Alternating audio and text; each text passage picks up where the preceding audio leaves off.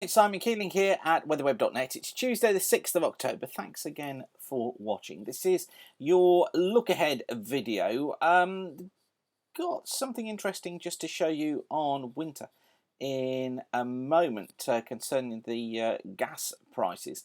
But first of all, picking up over the next few days, just interesting developments taking place.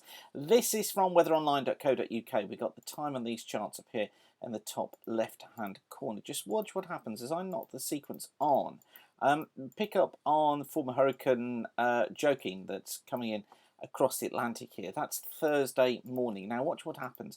It's caught up in the jet, off it comes across the Atlantic, situates itself off the west of Ireland through Saturday. Now watch what happens at that point. Okay, we've got a trough extending south here, look. There's former Joaquin in there. Now then, watch how it deepens. That's by midnight going into Sunday. Kind of re-engages with a little bit of cold air that's coming down from the trough here, and that sort of spins this system up again. It goes to show the uncertainty that surrounds that feature just at the moment. And then, as I knock the sequence on further, this is midday on Sunday. It then becomes quite a feature across southern and western Ireland before it kind of splits off and then heads off south into France, at which time a ridge is then building towards the west of the country. During Monday, this is basically developing as these heights are pumped up by the southwesterly wind, and that feature just stays across France into next week and just becomes a cut-off feature. It kind of re-engages a little bit with a trough moving eastwards by the end of the week, and that tries to drag it away, but really never really succeeding as such. And what this does is it just promotes this easterly flow across the UK and brings the prospect of a much cooler autumnal feel to things during the course of next week. Now we're seeing a downward sliding temperature certainly during next week with that easterly, but it's further back, it's sort of in here that I think we need to watch very carefully just to see what happens to that trough. Much is dependent on that cutting off and going down into France, becoming a cut-off feature in there, and that bringing us those easterly winds. So super critical what happens at the end of this week, because by then you can see as well the jet kind of just hooked up across the top.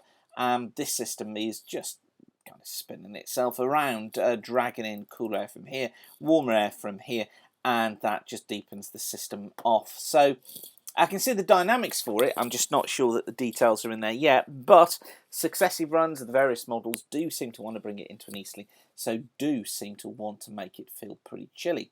Now, interesting just to see where natural gas futures, the prices have been going. This is from the ICE market of UK natural gas futures, and this is the price over the last 3 months for December 15. So this is for delivery in December 15. And notice the gradual downward price that there's been. Now, obviously, weather isn't the only factor driving gas prices. Global demand also drives them as well as other factors and can pull them down. But what's interesting to note is that the first talk of a cool winter was in here at the very end of August into the early part of September. Notice the upward tick in prices that took place then. But generally speaking, the price has been down, and quite interesting to note that, because that goes along with our ideas of temperatures not being especially cold through the excuse me, through the winter. Although things may need to be changed a little bit, but certainly the idea of a milder winter or temperatures near normal is supported in the market at this stage. Of course, be interesting to see what happens, particularly over the coming months, to see if we do get any upticks at all in the December prices. As far as the next couple of weeks go, this is the week one from the CFS. Got to turn your head around a little bit for this one. There's the UK showing us with low the normal heights through week one, so from the 6th to the 12th. 13th to the 19th, CFS tries to get the high built back up towards the north. There's the trough down towards the south, and of course that easterly flow affecting much of the country, bringing the cooler than average conditions. through next week.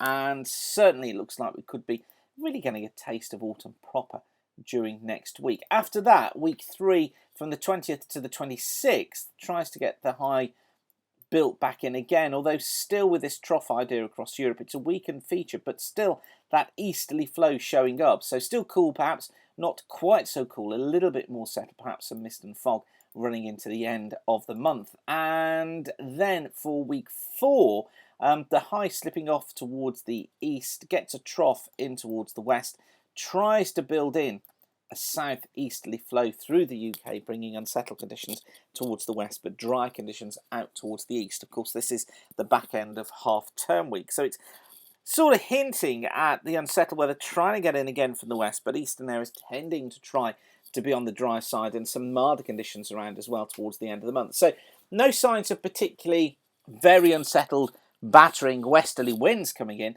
but certainly the CFS likes the idea of going into a cooler, more unsettled middle part of the month, particularly in those easterly winds. And of course, an easterly is one where generally many places across the UK are protected, but given the flow coming up from the Mediterranean, that warm air, the developing low across central parts of France, then it is more likely to be bringing in those more unsettled conditions, with southern and eastern areas most at risk. And then towards the end of the month, we need to be looking, as I say, towards that possibility of some drier conditions coming in, perhaps a little bit milder towards the end of the month, although with that, mist and fog would be fairly widespread.